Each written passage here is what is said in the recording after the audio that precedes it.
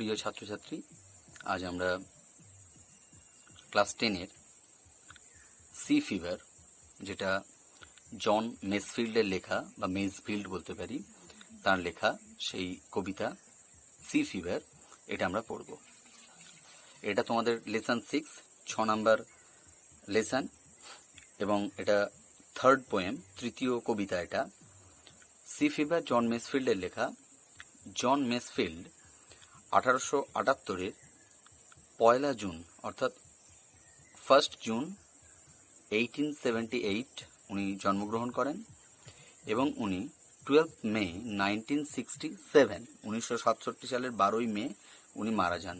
England ওনার জন্মভূমি এবং কর্মভূমিও বটে। উনি ওখানেই জন্মগ্রহণ করেছেন, ওখানেই বড় হয়েছেন। তো উনি একজন কবি বা রাইটার হওয়ার আগে উনি কিন্তু একজন মার্চেন্ট সিম্যান ছিলেন, যেটা আমাদের মানে ওনাকে জানার জন্য খুব জরুরি। এই জন্যই বলছি, বিশেষ করে এই কবিতার জন্যও খুব জরুরি। সেটা কি না, মার্চেন্ট সিম্যান উনি একজন ছিলেন, অর্থাৎ উনি ট্রেনিং নিয়েছিলেন একজন নাবিক হওয়ার জন্য। সিম্যান, মার্চেন্ট সিম্যান, এটা অর্থাৎ ব্যবসায়িক কাজের জন্য, শুধু ঘুরে বেড়ানোর জন্য নয়, কিন্তু এই হিসাবে উনি ট্রেন্ড ছিলেন। তো সেটা পরবর্তীকালে উনি ওখান থেকে অন্য বিজনেসের সঙ্গে যুক্ত হয়ে যান। পরে যখন তিনি কবিতা লিখতে যান, বিশেষ করে কবিতার কথা বলছি, কবিতা লেখার ক্ষেত্রে উনি কিন্তু এই যে ওনার সি লাইফ, ওনার যে সমুদ্র যাত্রায় যে অভিজ্ঞতা উনি সঞ্চয় করেছিলেন, সেই অভিজ্ঞতাগুলো উনি ওখানে লিখে গিয়েছিলেন। ওনার salt water ballads and poems 1916 সালে পাবলিশ করে, যেটা salt water ballads and poems. তো এই সল্ট ওয়াটার ব্যালাডস অ্যান্ড পোয়েমসেরই একটা কবিতা হচ্ছে এই এখানে সি ফিভার। এটা সল্ট ওয়াটার, পরিষ্কার বুঝতে পারছি সমুদ্রের কথা বলা হচ্ছে এখানে। অর্থাৎ ওই যে সমুদ্র যাত্রা উনি করেছিলেন, তার যে অভিজ্ঞতা, সেই অভিজ্ঞতাগুলো তিনি যেগুলো পেয়েছিলেন ওখানে, সেগুলো ওনার বিভিন্ন কবিতার মধ্যে লিপিবদ্ধ করা আছে। তো সি ফিভার, এই যে কবিতাটা, এটাও কিন্তু ওই সল্ট ওয়াটার পোয়েমস অ্যান্ড ব্যালাডস থেকেও কিন্তু এটা নেয়া। তো যাই হোক, যেটা বলছি এবার, এছাড়াও উনি নভেলস লিখেছেন, বিশেষ করে চিলড্রেন, শিশুদের জন্য উনি কিন্তু নভেল লিখেছেন। এখানে বইতেই দেওয়া আছে the Midnight Folk, the Box of Delights, এগুলো হচ্ছে ওনার উপন্যাস। এছাড়া উনি পোয়েমস লিখেছেন, the Everlasting Mercy, Sea Fever, এগুলো তো রয়েছে। এরকম অনেক এসেও লিখেছেন উনি, অনেক প্রবন্ধও লিখেছেন। তো উনি সমস্ত কিছু, উনি প্লেজ, নাটকও লিখেছেন, অনেক কিছু লিখেছেন। কিন্তু উনি লেখাটা শুরু করেছেন পরের দিকে। উনি প্রথম কিন্তু লেখার সঙ্গে অতটা যুক্ত ছিলেন না, পরে লেখাটা লিখেছেন। উনি ইংল্যান্ডের পোয়েট লরেটও ছিলেন। 1930 থেকে 1967 পর্যন্ত উনি ইংল্যান্ডের পোয়েট লরেট ছিলেন। তো আমরা এইবার আসবো জন মেসফিল্ডের যে এই যে কবিতা সি ফিভার, এই সি ফিভার কবিতাটাতে আমরা আসবো। সি ফিভার, সমুদ্র জ্বর। অ্যাকচুয়ালি এই কবিতাটা যেটা মনে হয়, মানে এটা পড়লে আমরা বুঝতে পারবো, এটা অনেকটা রূপকধর্মী কবিতা, অ্যালিগোরিক্যাল পোয়েম। রূপকধর্মী কবিতা আমরা কোনগুলোকে বলবো?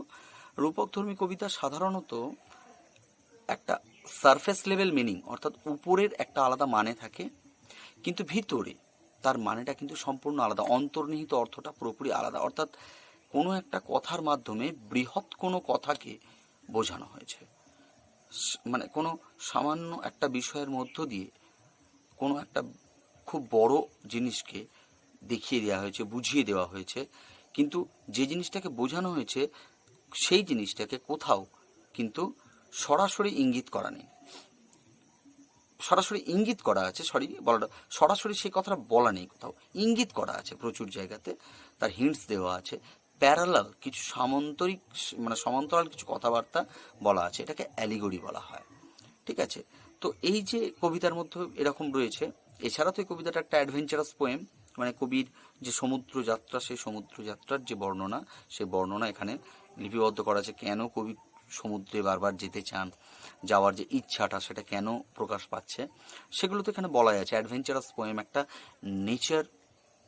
নেচার লাভিং পোয়েম, একটা প্রকৃতিকে ভালোবেসে যে কবিতা, যে মানে নেচারকে এক্সপ্লোর করা, ভালো করে নেচারকে জানা, সেই জায়গাটা তো রয়েছে, অবশ্যই রয়েছে, এগুলো তো থাকছেই।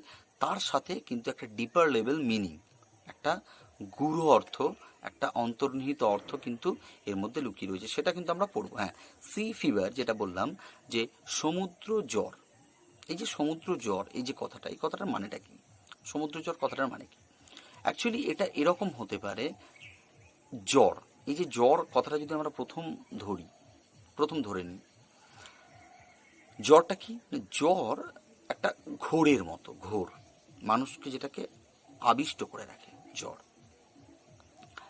এখানে সি ফিভার এই অর্থে ক্রেজ ফর সি লাইফ এটা বলা যেতে পারে। সমুদ্র সমুদ্রের যে জীবন বা সমুদ্রে যাওয়ার যে আগ্রহ, সেই আগ্রহটা, ক্রেজ, একটা একটা উন্মাদনা সমুদ্রে যাওয়ার, সেই উন্মাদনা, এটা হচ্ছে সি ফিভার। মানে একটা never ending love for nature, প্রকৃতির প্রতি যে কোন, মানে love for nature, for sea life, মানে প্রকৃতির প্রতি যে ভালোবাসা কখনো শেষ হয় না, সেরকম একটা ভালোবাসার কথা বলা হচ্ছে। ফিভার, জ্বর, একটা ক্রেজ, একটা উন্মাদনা, একটা সবসময় এক্সাইটমেন্ট, এটা কিন্তু এই কবিতার মূল বিষয়, এটা কিন্তু এখানে রয়েছে। ওই জন্য নাম দিয়েছেন উনি সি ফিভার, সমুদ্র জ্বর। মানে কবি এখানে নিজে বলতে চাইছেন, আমরা বলি ভাইরাল ফিভার, অর্থাৎ কোনো ভাইরাস শরীরে ঢুকে যে জ্বর তৈরি করে সেটাকে আমরা ভাইরাল ফিভার বলে থাকি, তাই তো? কবির ক্ষেত্রে সেটা হয়ে গেছে কিনা সি ফিভার, অর্থাৎ সমুদ্র যেন কবির মধ্যে ওরকম একটা ভাইরাসের মতো ঢুকে গেছে, যে কবির মধ্যে জ্বর তৈরি করে দিয়েছে। সেই জন্য কবি নাম দিয়েছেন সি ফিভার, অর্থাৎ কবির মধ্যে ওই সমুদ্র একটা জ্বর তৈরি করেছে, একটা ক্রেজ এনেছে, একটা উন্মাদনা তৈরি করেছে, সেই জন্য কবি নাম দিয়েছেন এটার সি ফিভার। এই কবিতাটা পড়ার সঙ্গে সঙ্গে আমি, অনেক কবিতা এরকম আছে, আমি দুটো বিশেষ, অনেক কবিতা কেন, অনেক কবিতা, অনেক লেখা এরকম থাকতেই পারে, আছেও, থাকতে পারে নয়, আছেই। আমি দুটো বিশেষ কবিতার নাম বলবো। প্রথম যে কবিতাটার নাম আমি বলবো, আমি এখানে পরে যখন পড়াবো তখন প্যারালাল, অর্থাৎ ওই সমান্তরালে কিছু যে কথাবার্তা সেগুলো আমি টানবো, আগে নামগুলো বলে দিই। প্রথম যে কবিতাটা, এটা তোমাদের এখন যে ক্লাস 10-এর সিলেবাসটা, এর আগের যে সিলেবাস ছিল সেই সিলেবাসে জেরাল্ড গৌল্ডের একটা কবিতা ছিল ওয়ান্ডার থার্স্ট। সেই ওয়ান্ডার থার্স্ট কবিতার সঙ্গে কিন্তু মানে একদম যদি আমরা প্যারালালি ভাবি, প্রচুর মিল আছে ওয়ান্ডার থার্স্ট সেই কবিতার সঙ্গে।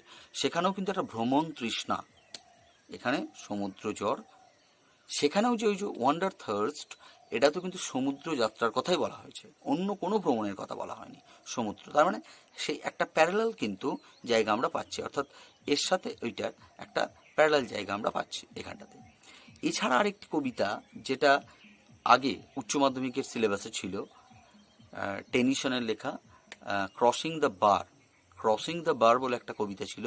সে ক্রসিং দ্য বার কবিতাতেও কিন্তু এই যে জায়গাটা মানে এরকম অনেকটা, আমি বলতে চাইছি যে এগুলোর যে একটা ভিতরের যে অর্থটা, মানে কোথাও না কোথাও ওদের বিষয়গুলো কিন্তু এক, কোথাও না কোথাও সেই যে বিষয়গুলো এক, সেইগুলো কিন্তু এখানে পরিষ্কার বলে দেওয়া আছে এই জায়গাতে। তো সেই জন্য বলছি যে আমরা এই দুটো কবিতা কিন্তু আমরা প্যারালালি কিন্তু আমরা পড়তে পারি, প্যারালালি, সেটা আমরা পরে দেখতে পাবো। ঠিক আছে, আমরা ডিরেক্টলি চলে আসছি আমাদের কবিতায়। I must go down to the seas again, to the lonely sea and the sky, and all I ask is a tall ship and a star to steer her by, and the wheels kick and the wind's song and the white sails shaking, and a grey mist on the sea's face and a grey dawn breaking. এই কবিতাটা তোমরা যদি একটু এই ইউটিউবে search করো তোমরা দেখতে পাবে এই কবিতাটার উপর বেস করে গান কিন্তু আছে, ঠিক আছে, গান আছে, এটা তোমরা সার্চ করতে পারো, সি ফিভার সং বলে তোমরা যদি সার্চ করো তাহলে কিন্তু তোমরা দেখতে পাবে অনেকেই গেয়েছেন এই গানটা, এটা পেয়ে যাবে, গানের মতো করে একদম সুন্দরভাবে দেওয়া আছে। আমি পারলে লিঙ্ক দিয়ে দেবো, আর না হলেও তোমরা খুঁজলে পাবে, অসুবিধা নেই কিছু। প্রথম যে অংশটা আছে ভালো করে দেখো, I must go down to the seas again. আমি অবশ্যই আবার সমুদ্রে যাব, must go down to the seas, অবশ্যই যাব সমুদ্রে, এগেন, আবার, এগেন। তার মানে কবি এই প্রথমবার সমুদ্রে যাচ্ছেন না। এগেন কথাটার মানে আমি এটা রিপিট করছি, যাব, মানে এত ওই যে সমুদ্র জ্বর। কেন সমুদ্র জ্বর? এই জন্যই তো সমুদ্র জ্বর, যে আমি আবার সমুদ্রে যাব, আমাকে সমুদ্র টানে, সমুদ্রের টানে আমি যাব, সেই কথাটা উনি বলতে চাইছেন, আমি আবার সমুদ্রে যাব, আই মাস্ট গো ডাউন। এখানে কবি কিন্তু প্রথম যখন কবিতাটা লিখেছিলেন সেখানে কিন্তু গো কথাটা ছিল না, I must down to the seas again, এই কথাটা ছিল, গোটা ছিল না। পরে যখন পাবলিশ হয় তখন ওই গো কথাটা যোগ করা হয়, তাও সেইটা ছিল কিন্তু দেখো প্রত্যেক তিনটে যে প্যারা আছে এই কবিতাটার, তিনটে প্যারাই কিন্তু শুরু ওই একই কথা দিয়ে, I must go down to the seas again. পরে যখন কবিতাটা পাবলিশ হয় তখন গোটা প্রথম প্যারাতে দেওয়া হয়েছিল, বাকি দুটো প্যারাতে কিন্তু গো দেওয়া থাকেনি, কিন্তু আমাদের এখানে তিনটে প্যারাতেই I must go down to the seas again এইভাবেই দেওয়া আছে এটা। এবং এই কথাটা রিপিটেডলি ব্যবহার করা হয়েছে, আমরা সেটা এখনই বলে দিচ্ছি ব্যাপারটা কি। রিপিটেডলি ব্যবহার করার কারণ যেটা, সেটা হচ্ছে যে কতটা আগ্রহ কবির আছে, বা কবি কতটা সমুদ্রে যাওয়ার জন্য আগ্রহী, সেটার জন্য উনি শুরু করছেন প্রত্যেকবার I must go down to the seas again. ওই জন্যই গানে কি হয়, কিছু কথা রিপিটেডলি ব্যবহৃত হয় শুরুতে বা শেষে, সেই জায়গাটা কিন্তু এই কবিতার মধ্যে আছে। এবং উনি ওই যে কতটা পরিমাণ যেতে আগ্রহী সেটা বোঝানোর জন্যই কিন্তু উনি বারবার উনি ওই I must go down to the seas again এই কথাটা ব্যবহার করছেন, অর্থাৎ যাবার কতটা ইচ্ছা হয়, উনি কতটা পরিমাণে সমুদ্রের ওনাকে অ্যাট্রাক্ট করে, ওনাকে সমুদ্র বারবার ওনাকে টানছে, সেটা উনি বলছেন। তাহলে I must go down to the seas again. এইবার আমি সেই যেটা বলছিলাম, ওয়ান্ডার থার্স্ট এই কবিতাটা, যেটা জেরাল্ড গোল্ডের আগের সিলেবাসে ছিল ক্লাস 10-এর, সেইখানে একটা সুন্দর কথা ছিল, come I may but go I must, go I must, ওখানে কিন্তু এই লাইনটা ছিল, মানে আই মাস্ট গো, আমি আসতে পারি কিন্তু যেতে আমাকে হবে, যাবই আমি, একদম নিশ্চিত যাব। তাই এই যে যাওয়া, আমি অবশ্যই সমুদ্রে আবার যাব, এইটা কিন্তু ওখানেও ছিল, ওই জায়গাটা। সমুদ্র কিসের সংকেত বহন করছে সেটা আমরা পরে বলবো, শেষে কবিতার। আচ্ছা, to the lonely sea and the sky, আমি যাব লোনলি সি, একাকী সমুদ্রের কাছে আমি যাব, অ্যান্ড দ্য স্কাই, এবং আমি আকাশের কাছে যাব, একাকী সমুদ্র এবং আকাশের কাছে আমি যাব।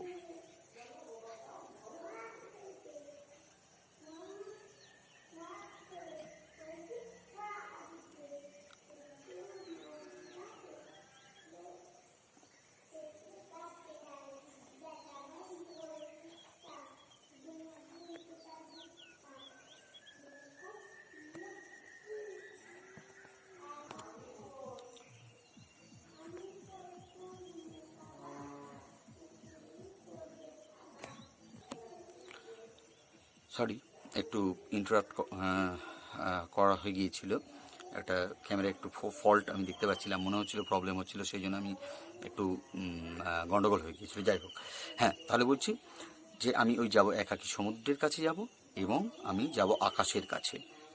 অ্যান্ড অল আই আস্ক, আর আমি যেটা চাই সেটা হলো, ইজ আ টল শিপ, একটা লম্বা জাহাজ, টল শিপ লম্বা জাহাজ, অ্যান্ড আ স্টার, এবং একটি তারা, টু স্টিয়ার হার বাই, তাকে গাইড করার জন্য, তাকে পরিচালনা করার জন্য আমি একটা তারা চাই। প্রথমে আসি টল শিপ। টল শিপ, অ্যাকচুয়ালি টল এখানে ওই অর্থে টল, ওয়েল ইকুইপড, আমি যে সমুদ্র যাত্রায় যাব তার জন্য তো বেশ ভালো রকম কিছু ওয়েল ইকুইপড একটা জাহাজ চাই, শুধু শুধু বেরিয়ে পড়লে হবে না, সেই জন্য টল শিপ, এখানে টল টল ওই অর্থে টল, সেটা হচ্ছে ওয়েল ইকুইপ, মানে সব কিছু সুবন্দোবস্ত যার মধ্যে আছে সেরকম একটা জাহাজ নিয়ে আমি যাব। অ্যান্ড এ স্টার, এবং চাই একটি তারা,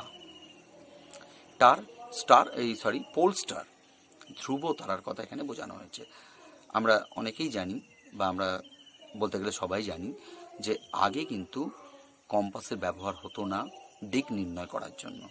গভীর সমুদ্রে যাওয়ার পর তো আর পূর্ব পশ্চিম উত্তর দক্ষিণ দিকের খেয়াল থাকতো না, বা কোন দিকটা কোন সেটা তো বুঝে কেউ বুঝতে পারতো না যারা নাবিক। তাদের তখন একটাই ভরসা ছিল, সেটা হচ্ছে দিনের বেলা তো খুব সহজেই যেটা আমরা সূর্যের যে গতিপথ সেটা অনুযায়ী চলতে পারি। রাত্রিবেলার ক্ষেত্রে সেটা ছিল পোলস্টার, অর্থাৎ ধ্রুব তারাকে ওই দেখে দিক নির্ণয় করা হতো। সেই ধ্রুব তারা যে ওই জাহাজটাকে চালনা করবে, আমি এরকম একটা ধ্রুব তারা চাই। সেই ধ্রুব তারা যে ওই জাহাজটাকে চালনা করবে। দেখো, টু স্টিয়ার হার বাই, এখানে কিন্তু একটা ব্যাপার আছে, জাহাজটাকে কিন্তু হার এইটা বলা হয়েছে, অর্থাৎ জাহাজটাকে এখানে ফিমেল হিসাবে দেখানো হয়েছে। যে কোনো কারণই হোক ফিমেল হিসাবে জাহাজটাকে দেখানো হয়েছে। অনেক কিছু কারণ হতে পারে। অ্যাকচুয়ালি এটা কোনো মানে কী বলবো, একটা যে ধরা যাক আমরা যদি ফ্যামিলির ক্ষেত্রে ধরি, সেক্ষেত্রে মহিলারা অনেক বেশি সংসারটাকে ঠিকঠাকভাবে ওই যে গুছিয়ে রাখা, এই যে ব্যাপারটা, এটা কিন্তু মহিলাদের মধ্যে অনেক থাকে। এইটার জন্য হতে পারে হয়তো যে একটা সুন্দরভাবে সাজানো গোছানো জাহাজের তুলনা ওই রকমটা মহিলার সাথেই করা হয়েছে। এই যে স্টার, এইটাও কিন্তু অ্যাকচুয়ালি ওই ওয়ান্ডার থার্স্ট কবিতাতেও কিন্তু ওখানে ছিল একটা স্টারের কথা, যে আমি একটা তারা, হ্যাঁ, এবং ওই চাঁদ, এরা আমাকে দিক নির্ণয় করাবো, আমি এদের দ্বারা দিক দেখে চলে যাব আমি। এটাও গাইডের হিসাবে, স্টার অ্যাজ আ গাইড, এরকম ছিল ওখানেও কবিতার লাইনটা। অ্যান্ড দ্য হুইলস কিক, এবং আমি চাই হুইলস কিক, অ্যাকচুয়ালি কিক মানে লাথি, চাকার লাথি অর্থে এখানে এটা এরকম হতে পারে, একটা মানে একটা ফোর্স, চাকার একটা জোর আমি চাই এখানে। অ্যান্ড দ্য উইন্ড সং, বাতাসের গান, বাতাস সুন্দরভাবে গান করবে। গান তার মানে কিন্তু ঝড় না, অল্প বাতাস হবে যাতে সহজে সুন্দরভাবে জাহাজটা ভেসে যেতে পারে, আমি বাতাসের গান শুনবো। And the white sails shaking, এবং আমি হোয়াইট সেলস, সাদা পাল, শেকিং, কাঁপতে থাকবে, আমি সেটা চাই। অর্থাৎ ওই বাতাস গান করবে আর যেন সাদা পাল নাচবে, শেকিং, কাঁপছে, সেই সুন্দরভাবে জাহাজটা এগিয়ে যাবে, আমি এটা চাই। And a grey mist on the sea's face, এবং সমুদ্রের মুখে আমি দেখব একটা ধূসর রঙের কুয়াশা, গ্রে মিস্ট, ধূসর কুয়াশা সমুদ্রের মুখে আমি দেখতে পাবো। And a grey dawn breaking, এবং একটা ধূসর উষা, ধূসর ভোর, একটা ব্রেকিং শুরু হচ্ছে, একটা ধূসর ভোর শুরু হচ্ছে, মানে আমি সেটা দেখতে পাবো। অর্থাৎ সুন্দরভাবে যখন জাহাজ এগিয়ে যাবে, রাত পেরিয়ে জাহাজ এগিয়ে চলেছে, সুন্দরভাবে ভোর হচ্ছে একটা, সেটা কিন্তু আমি দেখতে পাবো ওই সমুদ্রের মধ্য দিয়ে যেতে যেতে। গ্রে মিস্ট, ধূসর কুয়াশা, ওখানে এমনিতেও আমরা কুয়াশার রং তো ধূসর রঙেরই হয় নর্মালি, এটা তো খুব স্বাভাবিক ব্যাপার। একটা সমুদ্রের মধ্যে কুয়াশার পরিমাণ কিন্তু যত ভিতরের দিকে যাওয়া যাবে বেশি হবে, জলীয় বাষ্প বা এইসব কিছু মিশে গিয়ে আরও সহজ, আরও বেশি ওখানে হচ্ছে মিস্ট, ওই যে এটা তৈরি হয়, কুয়াশা বা ধোঁয়াশা যেটা বলে থাকি, কুয়াশা, এটা বেশি অনেক তৈরি হয় ওখানে, আমি এটা দেখতে পাবো। অর্থাৎ একটা খুব সুন্দর প্রকৃতির বর্ণনা, কবি সমুদ্র যাত্রায় যাচ্ছেন, যেতে যেতে সেখানে আস্তে আস্তে আস্তে আস্তে ভোর হয়ে গেল, সেটা কবি দেখছেন, সুন্দর বর্ণনা একটা দিলেন কবি। সেকেন্ড প্যারা, I must go down to the seas again, for the call of the running tide is a wild call and a clear call that may not be denied. And all I ask is a windy day with the white clouds flying, and the flung spray, and the blown spume, and the seagulls crying. I must go down to the seas again. আমি যেটা বললাম যে এই প্যারাও আবার সে একই রকমভাবে ওই line দিয়ে শুরু হয়েছে, আমি আবার সমুদ্রে যাব, আমি যেতে যাব, অবশ্যই যাব। ফর, কারণটা কি বলছেন উনি, কারণ the call of the running tide, ওই যে ছুটে যাওয়া ঢেউগুলোর যে ডাক, রানিং টাইড, প্রবাহিত যে ঢেউ, সেই ঢেউয়ের ডাক, ইজ আ ওয়াইল্ড কল, এটা একটা প্রচণ্ড ডাক, ওয়াইল্ড, খুব এনথুজিয়াস্টিক, খুব উদ্যমী একটা ডাক, মানে যার মধ্যে প্রচণ্ড এনার্জি রয়েছে, সেরকম এনার্জেটিক, এনথুজিয়াস্টিক, একটা ভীষণ ডাক, জোর। একটা ক্লিয়ার কল, এবং পরিষ্কার ডাক, আমি পরিষ্কার শুনতে পাই, ক্লিয়ার কল, মানে এখানে এই ডাকের মধ্যে কোনো রকম কোনো চুপচাপ মানে নিস্তব্ধ ব্যাপার বা এরকম কিছু, একদম পরিষ্কার, যে কোনো ঝাপসাভাবে মনে হচ্ছে কি ডাকলো না, এরকম না, আমি নিশ্চিত, একদম পরিষ্কার আমি শুনতে পাই সেই প্রবাহিত যে ঢেউ, তার ডাক, clear call, that may not be denied, যেটাকে কোনো রকমভাবে অস্বীকার করা যায় না। মানে যেই ডাক তুমি অস্বীকার করতে পারবে না, প্রত্যাখ্যান করতে পারবে না, ফিরিয়ে দিতে পারবে না, মানে তোমাকে যেতেই হবে। You are compelled to go. তুমি যেতে বাধ্য, তুমি যেতে বাধ্য, তোমাকে যেতেই হবে। সেই জন্য বলছে যে এটাকে কখনো অস্বীকার করা যায় না, এটাকে কখনোই অস্বীকার করা যাবে না। That may not be denied, যেটাকে অস্বীকার করা যায় না, যেটাকে ফিরিয়ে দেওয়া যায় না, এ ডাক। ওই জেরাল্ড গোল্ডের যে কবিতা, ওই কবিতার তো একটা লাইন ছিল, the sea's call, the stars call, and oh the call of the sky. ওখানেও ছিল কিন্তু একদম সুন্দর। মানে এক কী রকম যেন এই যে মানে গ্রেট মেন থিঙ্ক অ্যালাইকের মতো ব্যাপার অনেকটা। এই যে কবিতা, গ্রেট পোয়েমস, মানে এদের টোনগুলো কিন্তু সিমিলার, আন্ডারলাইন যে টোনগুলো কিন্তু সিমিলার। সেটাই বলছে যে আমি এই ডাক অস্বীকার করতে পারি, মানে প্রকৃতি যদি আমাকে হাতছানি দিয়ে রাখে, আমি সে ডাক কী করে অস্বীকার করব, কী করে তাকে ফিরিয়ে দেবো? আমাকে যেতেই হবে। And all I ask is a windy day, আর আমি যেটা চাই সেটা হলো একটা বাতাস বহুল দিন। উইন্ডি, নট স্টর্মি ডে, কথাটা খেয়াল করতে হবে কিন্তু। একটা উইন্ডি ডে চাই, বাতাস বহুল একটা দিন আমি চাই, বাতাস চাই। বাতাস না হলে কিন্তু জাহাজ ভালো করে এগোবে না। And the white clouds flying, এবং সাদা মেঘ ফ্লাইং, উড়ে বেড়াচ্ছে, আমি সেটা চাই। সাদা মেঘ উড়ে বেড়াচ্ছে, তার মানে একটা পরিষ্কার আবহাওয়া, পরিষ্কার আবহাওয়া। সমুদ্রের মধ্যে তুফান নেই কোনো, স্টর্মি নয়, উইন্ডি ডে। আর হোয়াইট ক্লাউডস, ব্ল্যাক ক্লাউডস নয় কিন্তু, হোয়াইট ক্লাউডস মানে একদম পরিষ্কার সুন্দর, একদম হোয়াইট ক্লাউডস ভেসে বেড়াবে, সাদা মেঘ, মানে একদম পরিষ্কার একটা nice weather, nice weather, fine weather, Clement weather যেটাকে বলা হয়, সুন্দর আবহাওয়া। সে আবহাওয়ার মধ্যে আমার জাহাজ ভেসে যাচ্ছে। And the flung spray, flung সজোরে যে নিক্ষিপ্ত হয়ে যাওয়া, ফ্লাং স্প্রে, স্প্রে অ্যাকচুয়ালি যে ফিনকি, ওই যে জাহাজটা যাচ্ছে, সমুদ্রের জলটা এসে যখন ধাক্কা লাগছে, ধাক্কা লেগে সজোরে ধাক্কা লেগে নিক্ষিপ্ত হয়ে পড়ে যাচ্ছে, নিক্ষিপ্ত হয়ে ছিটকে যাওয়া যে ফিনকিগুলো, অর্থাৎ স্প্রে ছিটকে যাচ্ছে। অ্যান্ড দ্য ব্লোন স্পিউম, এবং প্রস্ফুটিত ফেনা, সমুদ্রের মধ্যে যে ফেনা থাকে, সুন্দরভাবে ফেনাগুলো ভেসে বেড়াচ্ছে, তাহলে প্রস্ফুটিত ফেনা, ওই জলগুলো তরল জাহাজে ধাক্কা খেয়ে ছিটকে চলে যাচ্ছে, এইগুলো।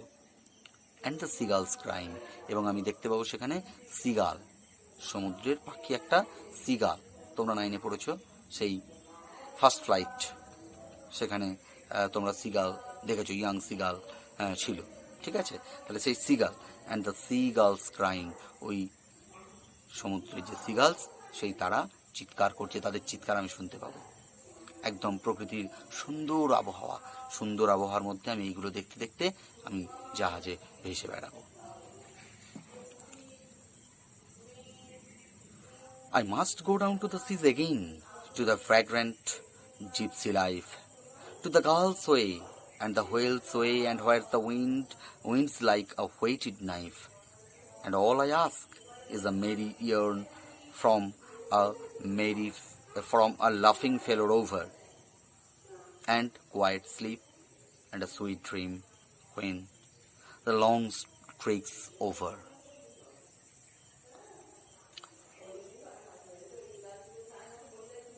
I must go down to the seas again. আমি আবার অবশ্যই সমুদ্রে যাব। টু দ্য ভ্যাগ্র্যান্ট জিপসি লাইফ, ভ্যাগ্র্যান্ট যাযাবর, ভবঘুরে, জিপসি মানে বেদে, মানে ভবঘুরে বেদেদের জীবন যাপন করব আমি। যারা ওই আমরা দেখি অনেক সময় অনেক জায়গাতে ওই ভবঘুরে লোকজন, কিছু বেদে টাইপের, তারা এসে এক জায়গায় একটা তাঁবু খাটিয়ে কয়েকদিন থাকলো, আবার চলে গেল, ঠিক আছে? এই যে ভবঘুরে যাযাবর প্রজাতি বেদে, আমি তাদের জীবন যাপন করব। আমি এক জায়গায় বসে থাকার জন্য জন্মাইনি, আমি তাদের মতো জীবন যাপন করব। Vagrant gypsy life. To the girls way, আমি এগিয়ে যাব ওই সিগালদের পথ ধরে। সিগালরা যে পথে এগিয়ে গেছে, আমি তাদের পথ, মানে সিগালরা যেমন সমুদ্র ধরে এগিয়ে চলে, আমিও তেমন তাদের সেই পথ ধরে এগিয়ে যাব। দ্য হোয়েলস ওয়ে, তিমির পথ ধরে আমি এগিয়ে যাব, অর্থাৎ আমাকে সিগাল পথ দেখাবে, আমাকে তিমি পথ দেখাবে, আমাকে পোলস্টার, আমাকে ধ্রুবতারা পথ দেখাবে, আমি তাদের পথ ধরে এগিয়ে চলব। হোয়ার, কোথায় যাব সেই পথ ধরে এগিয়ে, না where the wind's like a whetted knife, যেখানে বাতাসটা একটা তীক্ষ্ণ ছুরির মতো, একদম ওয়েটেড, ধারালো, শানিত একটা ছুরির মতো, অর্থাৎ এতটাই ঠান্ডা।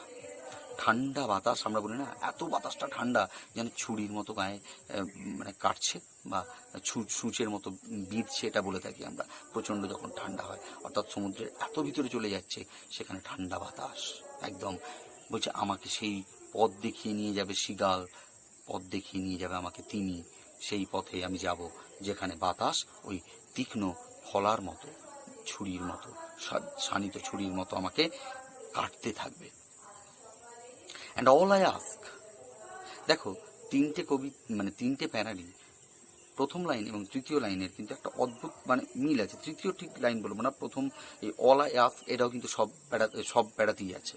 আমি যেটা চাই অল আই আস্ক, আমি যেটা চাই ইজ আ মেরি ইয়ার্ন, একটা মনোরম, একটা খুব মজাদার একটা গল্প। মেরি ইয়ার্ন মানে হচ্ছে গাঁজাখুরি গল্প, আষাঢ়ে গল্প যেগুলোকে বলে থাকি আমরা ইয়ার্ন। আবার ইয়ার্নের আরেকটা মানে হয় নাবিকের গল্প, অর্থাৎ যখন কোনো নাবিক কোনো গল্প বলে সেটাকে ইয়ার্ন বলা হয়। এখানে তো এটা খুবই প্রযোজ্য, মানে গাঁজাখুরি গল্পও বটে, নাবিকের গল্পও বটে। আমি সেই নাবিকের কোনো এক গাঁজাখুরি গল্প আমি চাই, আমরা যদি মিলিয়ে দিই এটাকে।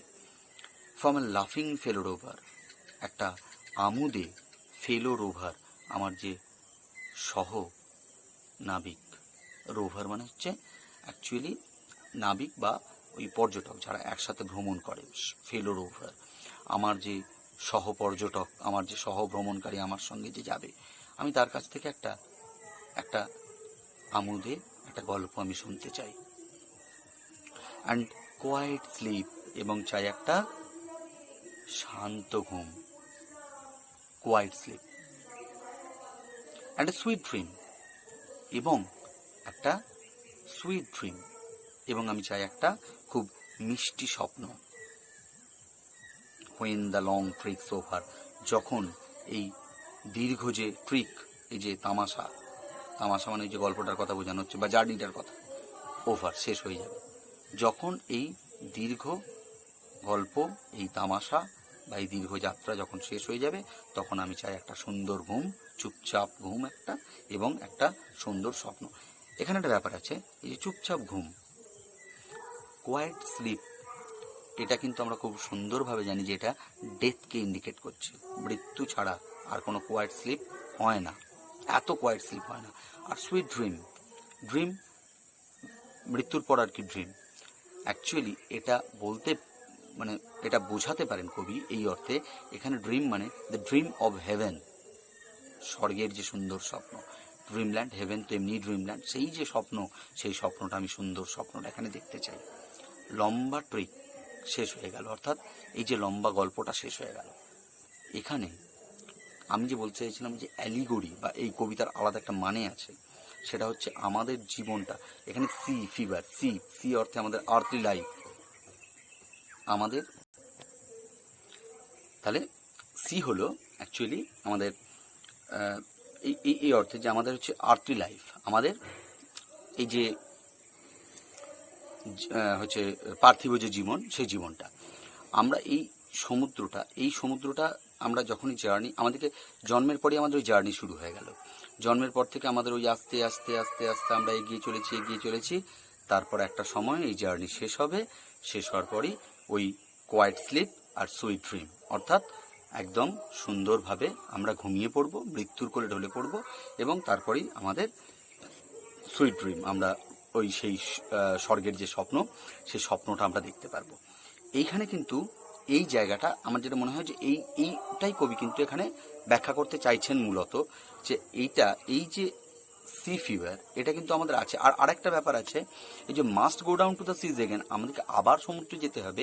এর মধ্য দিয়ে হয়তো এরকম হতে পারে যে কবি মেবি পুনর্জন্মে বিশ্বাসী, উনি আবার মানে একবার আমরা এই জার্নিটা করে ফেলেছি, মৃত্যুর পর আবার জন্ম, এগেন আমরা আবার জার্নি করছি, ঠিক আছে। এই যে জার্নি মানে রিপিটেডলি এই যে জার্নিটার কথা এই জন্য হয়তো উনি মিন করেছেন, এটা হতে পারে এখানে। তো তাহলে আমরা যেটা বুঝতে পারছি কবিতার যে মূল বিষয়, তাহলে অ্যাডভেঞ্চারাস লাইফ একটা আছে, এটা তো অ্যাডভেঞ্চার, আমরা দেখতে পাচ্ছি পরিষ্কার সমুদ্রযাত্রার সুন্দর একটি বর্ণনা দেওয়া আছে এখানে। তাহলে অ্যাডভেঞ্চারের বর্ণনা, এই অ্যাডভেঞ্চার এই যে থিমটা, এটা তো অবশ্যই একটা রয়েছে। তাহলে অ্যাডভেঞ্চার প্রথম থিম। দ্বিতীয় যেটা, সেটা কিন্তু অবশ্যই একটা নেচারের প্রতি যে একটা অ্যাট্রাকশন, একটা যে মানে প্রকৃতির প্রতি যে আকর্ষণ, সে আকর্ষণের জায়গাটা রয়েছে। এছাড়া যেটা বললাম যে একটা অ্যালিগরি, একটা রূপক ধর্মী, যে এই বিষয়টার মধ্যে যেটা রয়েছে পুরোটাই যে সমুদ্র, জীবন সমুদ্র, আমাদের জীবনকে সমুদ্রের সঙ্গে তুলনা করা হয়েছে বহু লেখাতেই।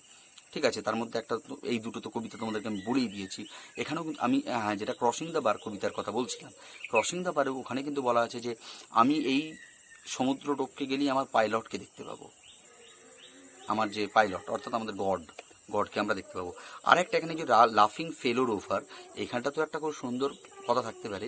লাফিং ফেলোর ওভারটা মেবি গড, ভগবানকে হয়তো বোঝানো হচ্ছে যে এই মানে আমুদে একজন ফেলোর ওভার, মানে আমাদের এই জীবন সমুদ্রটাকে পার করিয়ে দেওয়ার জন্য মানে ভগবান কিন্তু আমাদের সঙ্গে সব সময় থাকেন, যে আমরা যাতে হাসতে খেলতে সুন্দরভাবে, আর সমুদ্র মানে আমরা একটা জানি যে আপস অ্যান্ড ডাউনস আছে, প্রচুর ঢেউ আছে, অর্থাৎ ভালো সময় আছে, খারাপ সময় আছে, সব কিছুর মধ্য দিয়ে আমরা যেন ওই ভগবানের সঙ্গে একসাথে আমরা পেরিয়ে যেতে পারি, গড। তাহলে গড একটা ইমপ্লিকেশন ওই লাফিং ফেলোর ওভারের মধ্যে কিন্তু থাকতে পারে। উনি আমাদেরকে সুন্দরভাবে শেষ পর্যন্ত ওই গল্প শুনিয়ে ঘুম পাড়িয়ে দেন। এটা ভালো করে পড়বে, ভালো করে তোমরা পড়ে এটা, আমি অবশ্যই কবিতার এই নিচে ডেসক্রিপশন বক্সে এখানে কঠিন ওয়ার্ডের মানে দিয়ে দেবো তোমাদের, হ্যাঁ, বা ধরো আরও কিছু স্যাম্পল কোয়েশ্চেন্স যেগুলো আমি দিয়ে থাকি সেগুলোও দেবো। ভালো করে প্র্যাকটিস করবে, ভালো করে পড়বে। কোনো অসুবিধা হলে অবশ্যই আমাকে জানিও, ঠিক আছে? ওকে।